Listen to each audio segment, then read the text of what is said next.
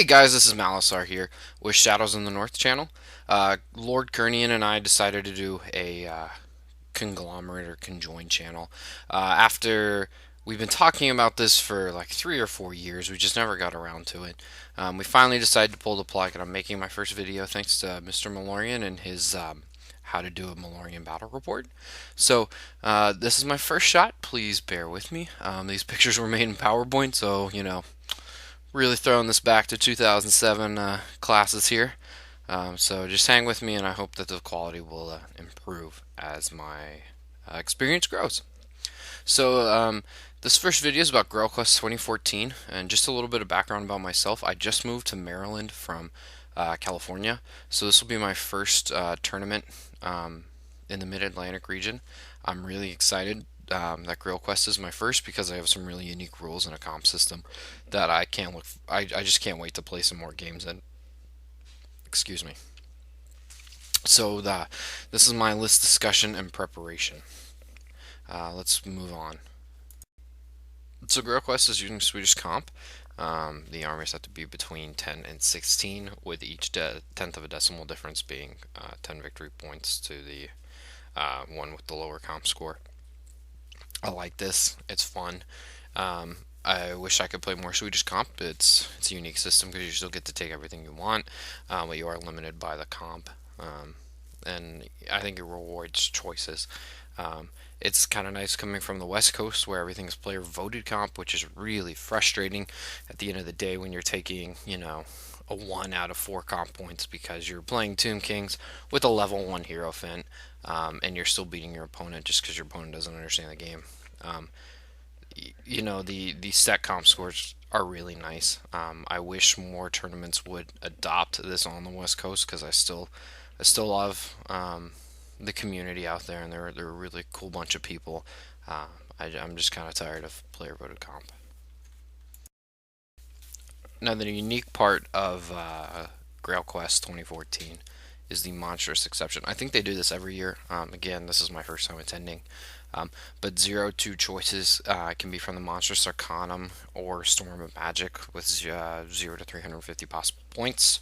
I think they comp like some of the harder ones like the Gadai Destroyer, but for the most part, everything's in there. If you're taking a normal flying monster as part of your normal list, you cannot take a flying monster from the Monstrous Arcanum or the exception rules.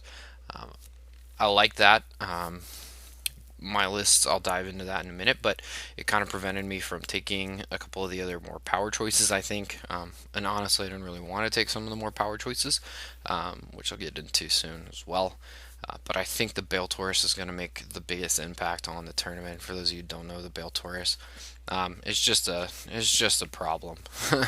It does have low leadership, so death magic. But again, this is Swedish comp, so you're not going to see a lot of death magic. Doesn't really have any save unless you pay for the 4-up armor save. But if you're not a magical attack, you have to reroll to wound against toughness 6. The does a strength 4 hit to every model in base contact before combat even begins, and then it's just normal attacks with a tail attack, and it's flying. So it's going to be a problem, but I think I have some tools to deal with that. So let's move on to my actual list. So starting at the top, I went with the Anointed of Assyrian on Flamespire Phoenix. Yes, I went for it. I like it. I was playing it in a couple of friendly games late this summer, and then I kind of watched Furion dominate the ETC with the list, and it just really inspired me to keep going forward with it. I guess it's the cookie cutter build with the Giant Blade for strength 7, the Dawnstone to reroll his 2-up armor save that he gets with the Enchanted Shield, and then the Potion of Foolhardiness for that one turn of devastating charge, which is pretty make or break if you're flank charging something like Monstrous Cavalry and you just need the unit to go away. I like the model. A lot of my friends can tell you that I don't roll very well, especially with my Star Dragon. So this way I have that extra assurance of maybe getting the model to come back to life. I like the Flying Monster. I liked him a lot more in 6th and 7th, but I still think that they'll have an impact. I think that this is a good choice, especially with the Bale Taurus flying around, that my Lord is essentially immune with the 2 aboard save against the Bale Taurus. And being flying makes him pretty easy to catch. Then my strength 7 and the Phoenix, if the Phoenix gets a wound, it's just icing on the cake. But the anointed strength 7 is not going to have to reroll to wound the Bale Taurus. So he can kind of protect my lines, which is a nice feature. In other matchups, the Wake of Fire is great against an elf-dominated meta, and yes, Grail Quest will be dominated by elves. 23% of the armies there are elves out of 67. I think 67 was the final total. So dark elves are coming in at 6, wood elves at 7, and high elves at 3. And I'll talk about this more at the end of the video, but my first round matchup with the pairings being out is Wood Elves. So the Anointed is going to give me an opportunity to flame some weaker targets with the toughness 3, essentially no armor save, and being able to just cause problems. Yes, poison is a bit of a concern. I should be able to weather the storm, and with my heroes being able to cover some of that, I think the Anointed on the Flamespire Phoenix is a good choice for this type of tournament. So here are my hero choices. I want Noble, Battle Cinder Bear, Sword of Anti-Heroes, Shield of the Merworm, and Dragon Armor for a total of 150 and a comp hit of 14. Thanks to Axiom, who posts on Uthlin.net, and for those of you who don't know, I also post on Uthlin as Malasar, and Kernian, who's the co-author of this channel, posts as JWig20, and we've been active there for a few years. So Axiom came up with the idea for the Sword of Anti-Heroes. I was originally going for the Sword of Might, but this being Swedish Comp, heroes tend not to be hit as hard as normal units for the points, so he can turn into a blender pretty quickly if he gets into the right stuff. The Shield of the Merworm giving him a 4 parry save is just awesome, with the High Mage is going to be in his unit. And then the mages, you'll notice that I didn't take a scroll. I debated it for a while, but -7 comp points is kind of tough for just stopping one spell. Especially with magic just being comped in general here in a Swedish tournament. I think I can get away with 2 level 2s and then them protecting my other characters. Apotheosis should be huge. Walk Between Worlds is awesome. Especially with the Anointed being able to flame 2 units potentially in 1 turn. Let's move on to my core. So for the core units, I went with 3 units of 6 Silver Helms. They have shields and they each have banners. I like Fortitude. I like rules and scenarios that use Fortitude. I think that it adds a lot to the game. That's just my personal opinion. I know a lot of ETC people don't agree, but some of the best games I've ever had is Blood and Glory, where each of us only had 4 breakpoints at 2400, 2500. So as soon as you broke, you were kind of done, and you could only lose 1. You did just make for a more interesting game than Push Hammer. I took the helms because 6 silver helms is nothing to sneeze at. They're kind of like heavy chaff with the 2 up armor save, strength 5 are only to hit. They're great against elves, providing mobile hardcover. Glade Guard and Dark Riders, they kind of just bounce off the armor. It just makes for a nice combo. And then the Reavers there, yeah, they have bows and spears. Probably not the most tactical choice, but I just love my Reavers. I've had really cool experiences with them, and you'll kind of know that I really just like to watch cool things happen on the table. If I win or lose, that doesn't matter. At Quake City Rumble this year, I had a unit of Reavers take the last 2 wounds off a Lord of Change in 1 shooting phase, and then they were charged by a Soul Grinder.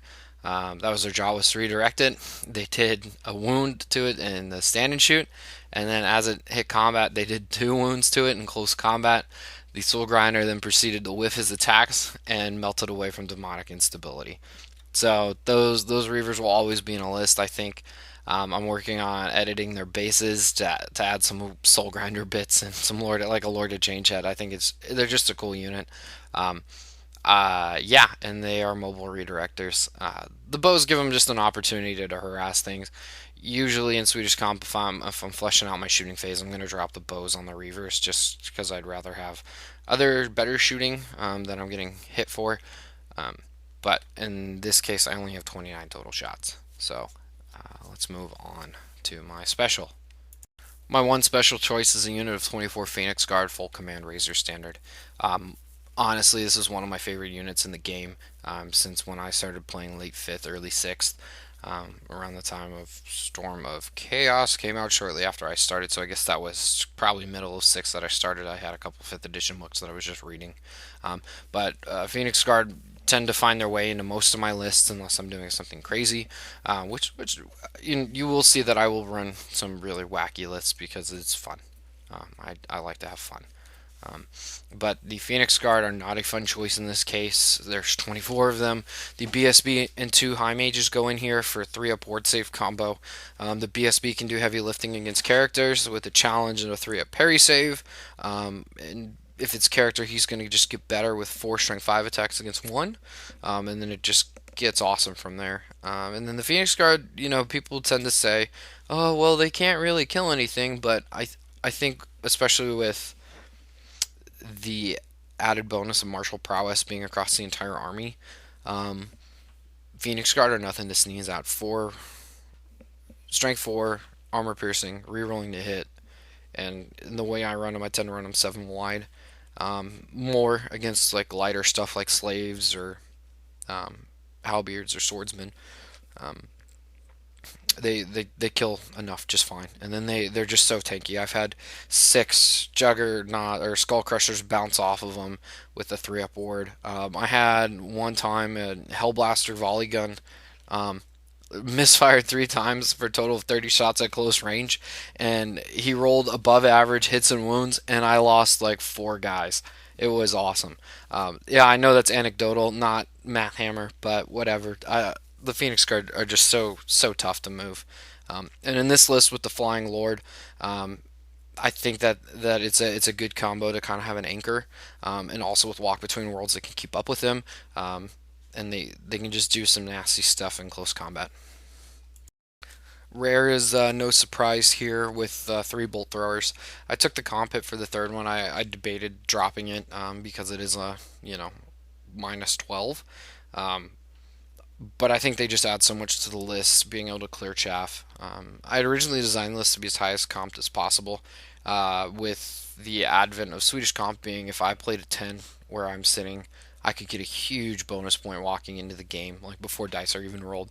And now on Grail Quest, noticing the spreadsheet that you can find on Atomic Empire's site, who's hosting the tournament, nobody took less than an 11, I think. There might be like a couple stragglers outside of that, but I just don't see it being that big of a factor. So being able to clear chaff is their biggest priority, and then I'm not afraid to move them to get them out of charge arcs just to conserve some points late in games if it's a close tight game. I think that's an underused part of the movement phase is people just want to be able to shoot, when it's probably better just to move them, keep them out of charge arcs, preserve points, because even though they're cheaper, they're still not super cheap at 70 points. And if it prevents you from getting those points and you staying stranded on an island around, I think that's a great pickup. Or your opponent staying stranded on an island. It's a great pickup. I wish there was more I could say about the bolt throwers. Wish I was taking something else. But with Swedish Comp again, a Frostheart Phoenix in this list would be a minus 44 comp.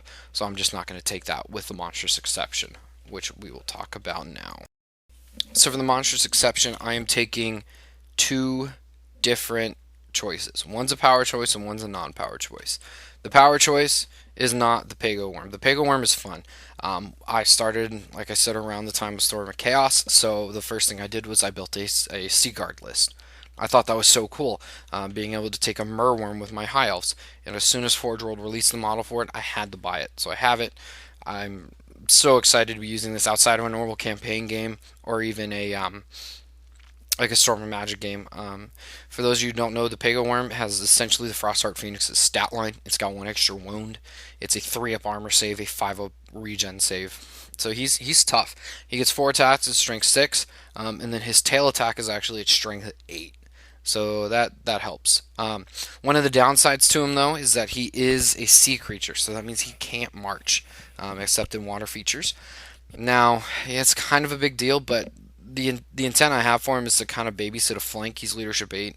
I have an 18-inch leadership 9 bubble, keep him close to the BSB, and just to support the Phoenix Guard. He has minus 2 inches to be charged from his Frosty Aura, and then he is also like the Phoenix Frostart Phoenix -1 strength to all units in close combat. So he's filling a similar function that the Frostart Phoenix would, but not being able to fly is a bit of a downer. And then losing the the Phoenix table. Now my power choice is the Unicorn. Um, you only have to take one, and they're only 16 points. Movement 10, fast cavalry chaff. That's awesome. It's a free redirect essentially. It's only 16 points. There's no comp for it. I'm using an elf mage as the model, which is kind of hysterical in my mind to see a proud high elf mage go redirect a unit. But it should work out just fine. It's another drop for 16 points. It's awesome. Let's get on to the totals now. So for totals, I did end perfectly at 25 out of 25. My Swedish comp is the best part is a 15. So round one is decided by comp. And for round one, I am playing Wood Elves. With the pairings being out, I'm kind of excited because I think I should be able to do Wood Elves okay. It depends on their list. I have not found his list or seen his list, which that's fine. Putting a video out there 5 days before is not going to change anything about how my opponent probably approaches the game. And if you watch this video, I can't wait to meet you. I hope we have a great game. Now the list as a whole. I've got some decent shooting with 3 bolt throwers. They're kind of my only shooting. The Reavers might do some of their crazy dice heroics, but that's just icing on the cake. I can't expect anything from them other than to redirect and double flee. I think double fleeing's okay in the Mid Atlantic. They seem to play a little tighter rule set than we do out on the West Coast, which is fun. It's refreshing. And if that's a faux pop, somebody please leave me a comment or an email, because I don't want to be that guy at my very first event. I don't want to be that guy ever, but really don't want to get blackballed like the very first time attending a Mid Atlantic tournament. Um, the Anointed's going to be the heavy lifter here. Conserving points is his big job, being 530 and denying a general bonus, and I think they even have, if you assassinate the enemy general, you get bonus points throughout the tournament and stuff like that. So that's about all I can say about the list. I can't wait. I'll be doing the 6 games on here, and I hope to have some army shots up soon. This is just what's kind of coming from me on the channel. Some army shots. I wanted to get the video out, and the iPad's just not working right. So I'll have army shots up very shortly. And then Kernian and I actually are participating in Escalation League, starting at 250 points this week. And it's funny that we are actually matched up round one together. So I think we'll have to try and do some like hangout YouTube report for that. It starts at 250. I am taking my high elves, and Alethanar in the background there is my spoiler for what I'm hoping to run throughout the Escalation League. If you go on my blog on Uthlan.net, it's just called Mal's blog. I'm right now talking about an MSU approach in 2015 as an avoidance list that's centered around a Prince with a Reaver bow. 4 bolt throwers is the kind of anchor, and we'll see what happens from there as it develops. I'd like to be able to run Alethanar. I know a lot of the FAL guys that are mostly dominate the Maryland area really want to get into some ETC games, and I hope the ETC finally allows special characters. Man, I'm on a really weird tangent here. But yeah, I really want to play with Alethanar. I think he's fun. He's a cool choice. And I hope to be hearing from you guys soon. Again, please leave a comment for me. I don't care if you like or subscribe. It's YouTube. But just if you could leave a comment letting me know what to do with the video, how to change it, that'd be great. I hope to improve, and I hope to be talking to you guys soon. Thanks, and have a good day.